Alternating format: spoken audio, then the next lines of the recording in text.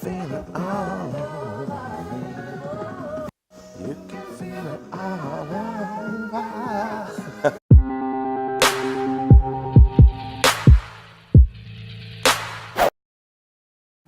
Gift that's been given to you by the government that we don't have where I come. You'll gather from my accent, I'm not kind of around these parts, I'm from much further north. You have a thing called permitted development rights. Has anybody heard of them before? Yeah, okay. So permitted development rights are effectively the government saying to you that if certain conditions apply, you no longer have to engage the planning system. Why do you think they would do that? Yeah. Reduce costs in the council. Okay, that's a slightly political view, probably one that I share, to be honest. But I'm sure that wasn't the full driver. I'm sure there was a more altruistic reason why they did it. Office to Resi is one of the kind of main things. But again, why were they doing that? What's the problem that we've got? Yes, we. Planning process is slow. Planning process, I can attest to that from. Yeah, planning process isn't slow. Planning process in this country is bloody awful. It's like running through treacle. Uphill. It's a lack of housing. Lack of housing. We need 300,000 a year and we're nowhere near that. How many do you think we're building at the moment? About 140,000, 150,000. Yeah, the best year that we've had really since 2007 was last year, and we did about 180,000 homes. So an annual deficit of 120,000 homes that is compounding year on year on year. So we have this kind of really big problem here. And one thing that the government decided to do was say, okay, let's bypass the planning system. Now, actually, for the government to come out and say, that is just bonkers, really. They have a system in there that is designed to control planning that fundamentally is broken top to bottom. So one of the things we cover in a bit of length in our kind of partners course is that we kind of go into planning, and right now, in fact, just finished yesterday, government have been consulting on a new framework for planning, because they've essentially recognised that planning process top to bottom is completely broken. You know, they issued a white paper last year as the start of this consultation, which was effectively, I think it was entitled "How to Fix Our Broken Housing Market." And they said that, you know, what we've done so far historically hasn't worked. We've ended up with this problem. Planning takes far too long, costs far too much, and you know, the results aren't guaranteed. And what's the whole point of planning? I'm going slightly off piste, which is kind of what I do quite a lot, so you have to bear with me.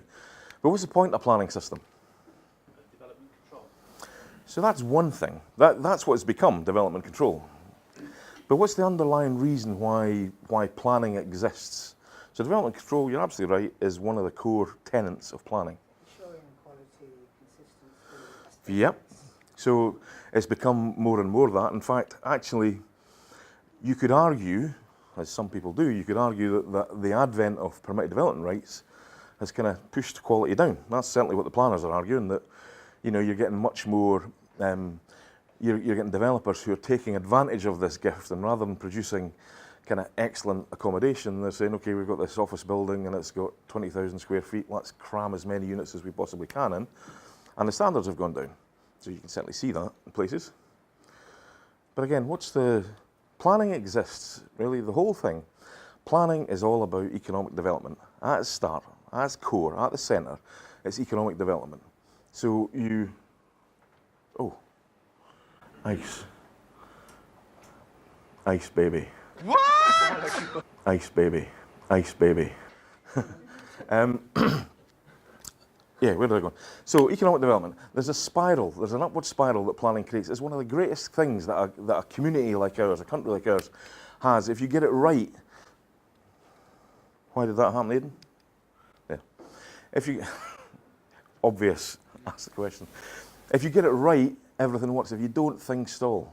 So we've had flatline growth in this country since 2007. In fact, been a couple of recessions in that time, big recessions. Growth happens when you get the planning system right. So the government's attempt at permitted development rights, which is why we come back on piste again to commercial conversions, is a way of converting existing building stock, so typically in this scenario here, offices. So we won't cover all the planning use classes, but if you just bear with me, we'll say offices right now, into residential apartments. You can do that. You only have, there are 4 things that they can stop you development on. Any idea what they are? What those 4 things are? Yes. Having enough light in the building? light. Did you say? It's not one of the four, but it's actually, it should be.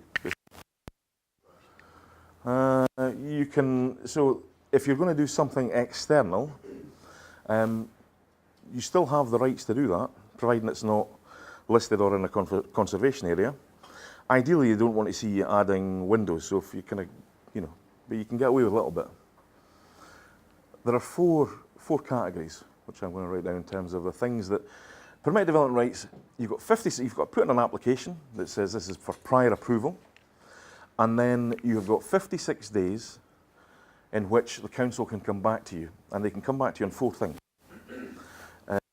So, any guesses?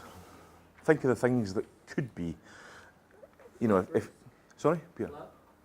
Flood, okay. Why is that important? And why would it,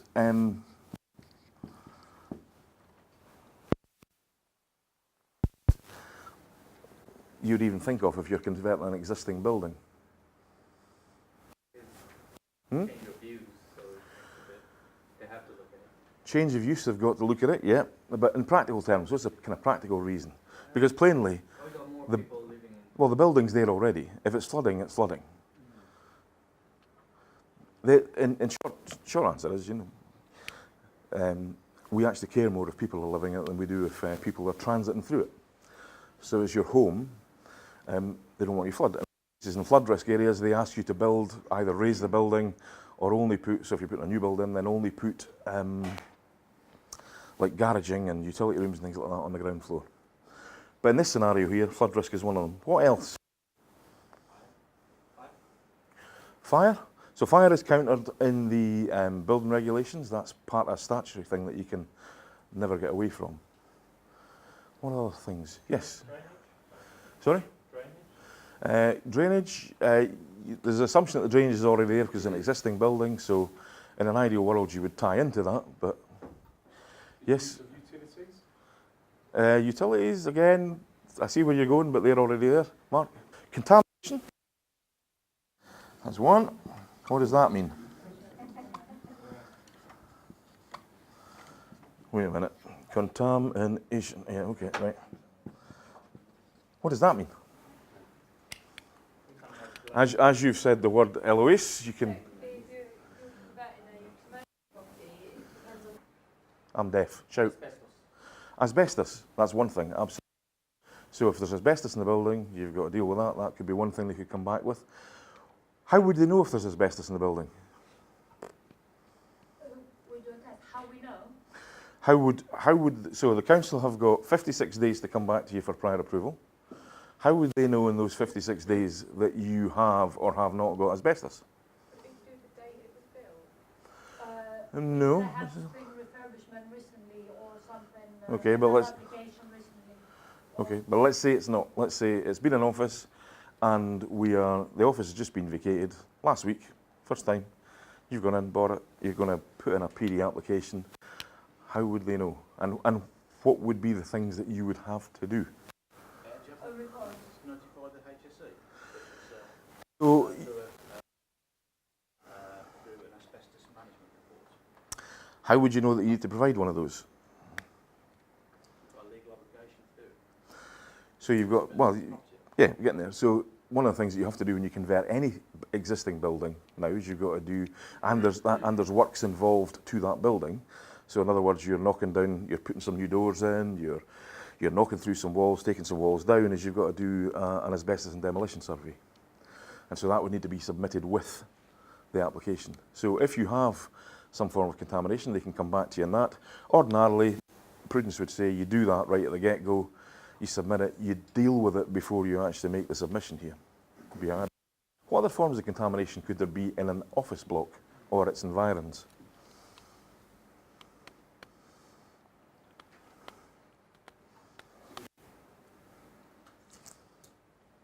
I heard of, sorry? Rodents? Rodents, well, you certainly yes, but you deal with them somehow. What about in the car parks and things like that? So, runoff from petrol and... So again, so the use of the building is really important. understand what was there before. Because contamination is one of these things that if you... Now, I'll be honest, I didn't know this for up until just a couple of years ago. Contamination, you used to look at sites that were contaminated and think, oh, steer well clear of them because that's just a pain. Whereas actually, now I can actively seek them out because there is a thing called capital allowances. Anybody heard of capital allowances before? So capital allowances are effectively an allowance that a taxman HMRC gives you for dealing with certain things. So you have them in other cases, but in this case here, it's specifically for contamination. You can make a claim for any contamination you deal with. You can claim 150% of the expenditure. So it's actually an earner for you if you deal with contamination. So it's worth looking at. What else could they come back to you on here? Noise. Noise, absolutely. Who was the noisy one that said that? Was that you? Noise. I should really put it forward. But what does that mean? What does noise mean? Does that mean people having parties? Yes. In an office block, have the insulation, the sound deadening as you would have in a Okay. residential building. I'm going to show you an example in a wee while of a project we're doing just now. And I wasn't going to mention it in this as part of the example, but it's worth mentioning it from that point of view. So this is an office that we're converting just now, and I have not put in any new insulation into the building. The walls are super thick, but that's by the by. To get the actual thermal efficiency of the building, which is kind of why you need to put the insulation in, I'm just putting more on the roof. So it sort of works. My calculations work in fine, but allow me to do that. It's not really from an insulation point of view. It's more about use. So if you are an office, if you're in an office, noise that's happening around about you is acceptable. If you are a resident, then there are different limits that come into fore. And what it generally means is they will, if they come back at all, the sound test. It means you've got to measure sound over the course of a full 24-hour period, and depending on where your bedrooms are positioned and where your living room's positioned and so on, then that can have an impact as well. So noise, definitely. How about traffic? That's exactly it. Yes, that's it. Transportation. I was going to say the main generator noise in this scenario, because where the office buildings tend to be.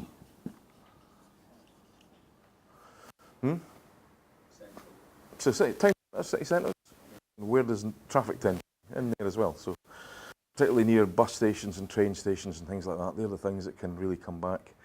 And so this one probably more than the other four, depending on where you live, this one can be a real showstopper, but this one here can be the thing that I really come back to you on.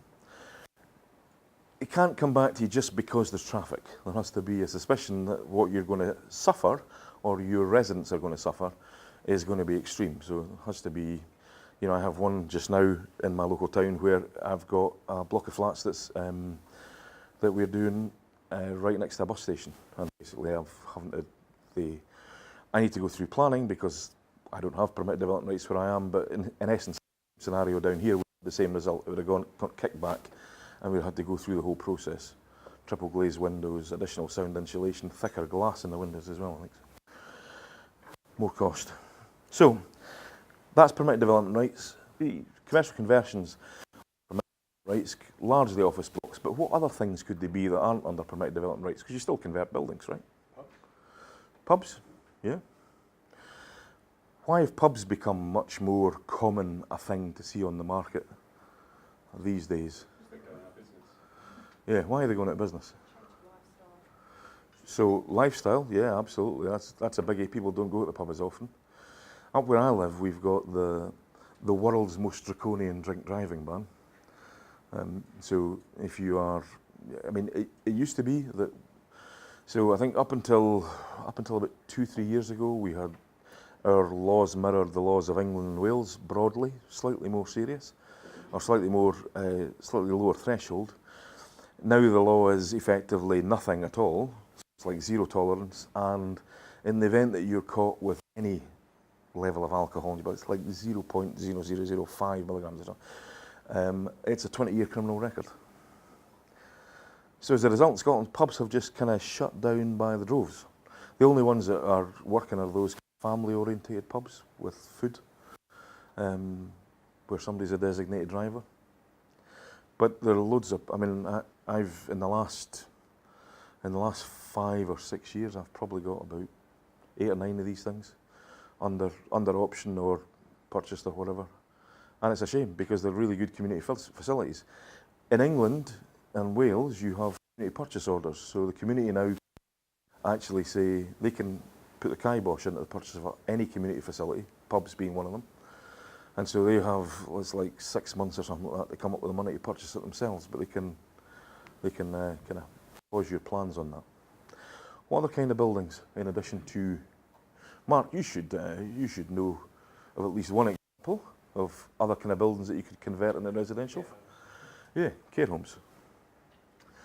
So that's another really common one up and down the country. And why would that be? Because I know you have a particular interest in that, but we were talking about that, I think, when we met last. Care homes, legislation for care homes now has made the type of care homes that are common, because care homes used to be, you know, up and down the country, no matter where you go, you'll see care homes that are big Victorian houses that are converted and then extended and then they kind of grow, and that becomes your standard care home. Very few are purpose built. The regs now effectively make those kind of buildings, correct me if I'm wrong, Mark, but they make those kind of buildings really difficult to sustain. And so a lot of people just stick them on the market and look to get rid of them because they can't run them currently as a care home, which causes a lot of these things that are consequential problems. You know, you solve one problem, which is you get some housing stock back in, but then you create another, in that you've got all these old people running about who have not got any place to live. So the other thing, is that we okay with commercial conversions? I've got lots of examples of what they look like and the type of things, because there are loads of other different types of buildings, and I'll talk through some of the kind of key pointers that you'll kind of look for when you're looking at these buildings, because there's some very obvious things that make converting them quite, and nearly said, quite straightforward. There is nothing straightforward about a commercial conversion. If you'd like some advice from somebody who's done quite a lot of them, don't do them, knock them down, start all over again. That'd be my advice to you.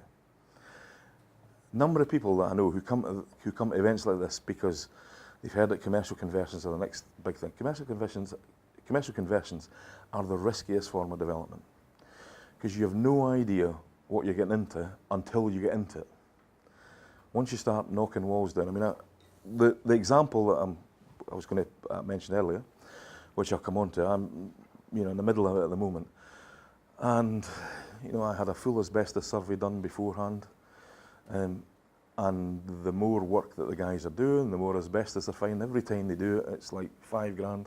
So it seems like they find more and more as they go through the building. You can't, before you buy a building, nobody's really keen on the idea of you going in and knocking hell out of it, cutting up floors or doing whatever. You want to, part with your cash first.